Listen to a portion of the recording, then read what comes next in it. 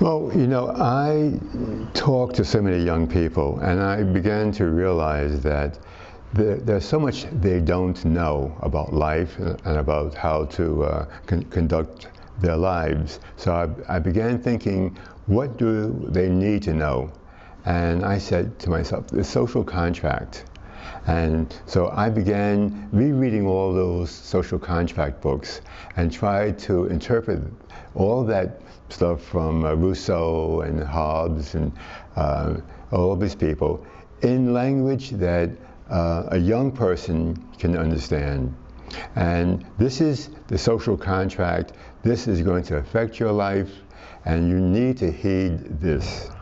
And this is what I've been trying to do with all the right stuff. Right. And you are now the National Ambassador of Young People's Literature for the next 2 years. And you have your own slogan for your tenure. Can you tell me about that? Again, with first of all, I love being National Ambassador for Young People's Literature, and I'm promoting literacy. But what I need to do is to take literature out of the realm of, oh, this is a pleasant pastime. This is something that's key to these young people's lives, and my platform is reading is not optional.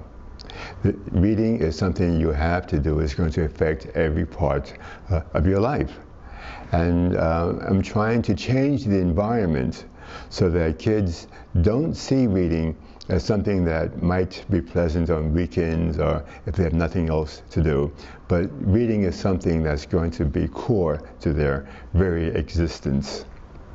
And what have you been doing for your ambassadorship? Well, I'm speaking to kids all over the country, and I'm speaking to parents, and I'm trying to convince parents to read with their children, explain to their children how reading has affected their lives, and explain to their children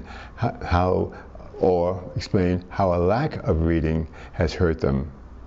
And I'm talking to teachers, trying to convince teachers that these kids will read if you give them the opportunity, and they will all benefit from this literacy. Is there a part of the job that you enjoy the most? The challenge. Because sometimes I'm speaking to young people and I know that these kids don't believe in themselves. They don't believe that success is possible for them. I know that it is.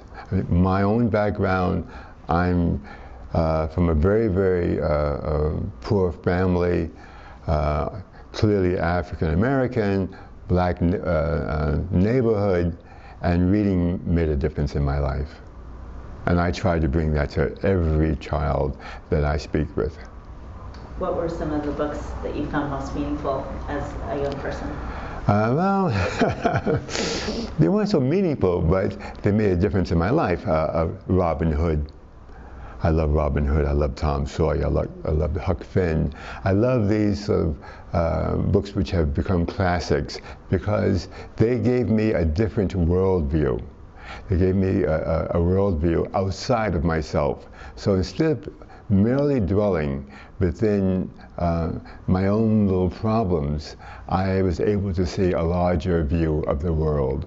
And when my life really began to go downhill, so to speak, I was always able to step out of my life, my problems, and see a different picture. And that made the difference. That made the difference between me and some kid that I'm speaking to in a juvenile detention center. That's the difference. I have a bigger world view from books and from reading.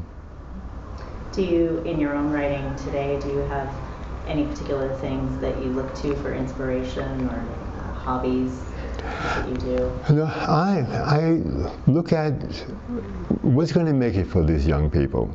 What's going to make it for them? And these are problems that I wrestle with, that I work on all the time. I think about these problems. What can I give them? You know, I can give them the conversations around the dinner table that I had as a child. I can give them the conversation between my parents that I overheard as a child. I can give them these conversations in my books. I can broach these subjects and make it meaningful to them. And by so doing, I think I'm helping them. Do you ever find when you're meeting with young people, do you find there'll be a common thread that gives you an idea for another book? As young people approach me about books, when they say to me, I read this book of yours and I'm just like this character, and I'll ask why. And then I'll find out that they're not like that character at all, but there's something in the book, and it's the book environment. Now, okay, this is about a poor neighborhood. This is about people who don't have everything. These are people who have to learn to believe in themselves. And that's what my characters do. They learn to believe in themselves. And by doing that, kids see hope for themselves. Well, thank you so much for coming today. It's such a pleasure to have you and have you as our national ambassador. Thanks for having me.